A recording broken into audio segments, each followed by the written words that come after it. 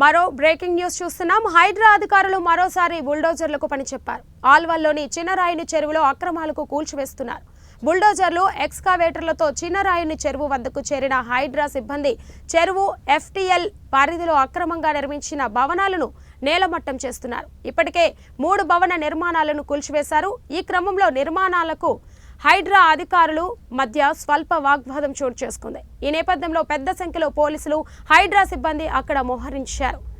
FTL పరిధిలో భవన నిర్మాణాలపై స్థానికులు హైడ్రాకు ఫిర్యాదు చేయడంతో కూల్చివేతలు చేపట్టారు.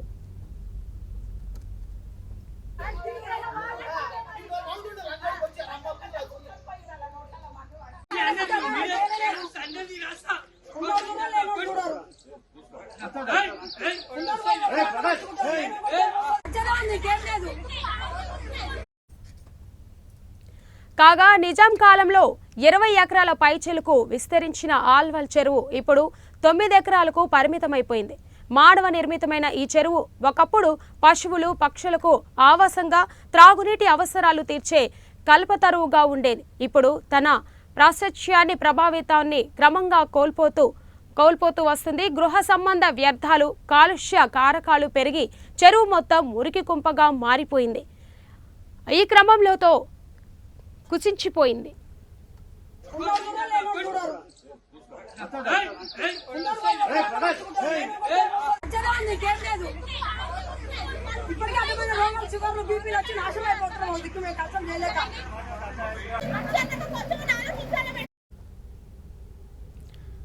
హైడ్రా అధికారులు మరోసారి బుల్డోజర్లకు పనిచెప్పారు.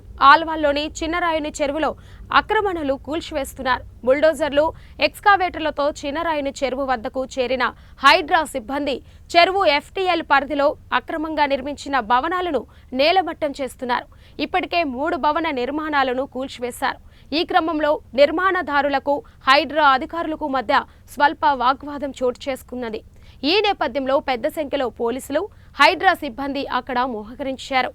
ఎఫ్టీఎల్ పరిధిలో భవన నిర్మాణంపై స్థానికులు హైడ్రాకు ఫిర్యాదు చేయడంతో కూల్చివేశారు.